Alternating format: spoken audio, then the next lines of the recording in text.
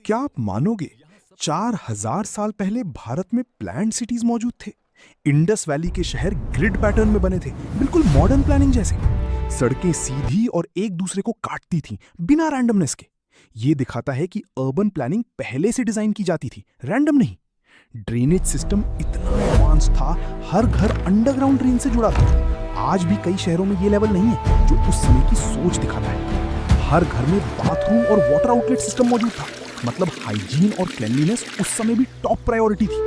Wales यानी कुएं हर घर या गली में मिलते थे। इससे पता चलता है कि वाटर सप्लाई डिसेंट्रलाइज्ड और स्मार्ट थी।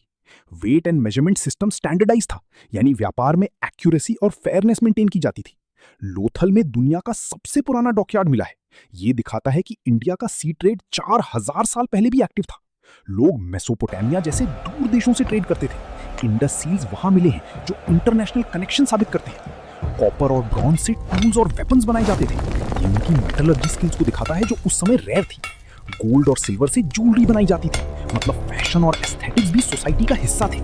इंडस स्क्रिप्ट आज भी पूरी तरह डिकोड नहीं हुई है, लेकिन ये एक डेवलप्ड राइटिंग सिस्टम था कम्युनिकेशन के लिए। एग्रीकल्चर काफी एडवांस थी, वीट और बार्ली उगाए जाते थे। ये स्टेबल फूड सप्लाई और ऑर्गेनाइज्ड फार्मिंग को दिखाता है। कॉटन का सबसे पुराना एविडेंस इंडिया में मिला है, यानी टेक्सटाइल इंडस्ट्री की शुरुआत यहीं से मानी जाती है। हाउसेज में वेंटिलेशन का खास ध्यान रखा जाता था। नेचुरल एयर फ्लो से बिना इलेक्ट्रिसिटी की कूलिंग होती थी। मोहनजोदारो का ग्रेट पाथ पब्लिक यूज के लिए था। ये सोशल और रिलीजियस एक्टिविटीज का इंपॉर्टेंट सेंटर था। ब्रिक्स का साइज हर जगह सेम रेशियो में होता था। ये इंजीनियरिंग प्रिसिजन और स्टैंडर्डाइजेशन को दर्शाता है। हर व्यक्ति का स्पेसिफिक प्रोफेशन होता था। इससे डिवीजन ऑफ लेबर और ऑर्गेनाइज्ड सोसाइटी का पता चलता है।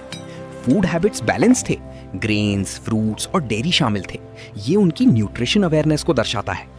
वेस्ट मैनेजमेंट सिस्टम भी मौजूद था। गार्बेज डिस्पोजल के लिए अलग जगह तय होती थी। रोड्स इतनी वाइड थीं कि कार्ट्स आसानी से चल सके, मतलब ट्रांसपोर्टेशन और ट्रैफिक प्लानिंग भी थी। बुलक कार्ट्स और बोट्स ट्रांसपोर्ट के लिए यूज होते थे। लैंड और वाटर दोनों रूट्स डेवलप थे। फायर ऑल्टर्स और रिलीजियस स्ट्रक्चर्स भी मिले हैं, मतलब साइंस के साथ स्पिरिचुअलिटी भी बैलेंस में थी। सिटीज फोर्टिफाइड थे, यानी सुरक्षा का भी ध्यान रखा जाता था, लेकिन फिर भी वॉर के एविडेंस बहुत कम मिलते हैं। सबसे शॉकिंग बात, इतनी एडवांस्ड सिविलाइजेशन अचानक खत्म हो गई। आज भी इसका एग्जैक्ट रीजन मिस्ट्री है।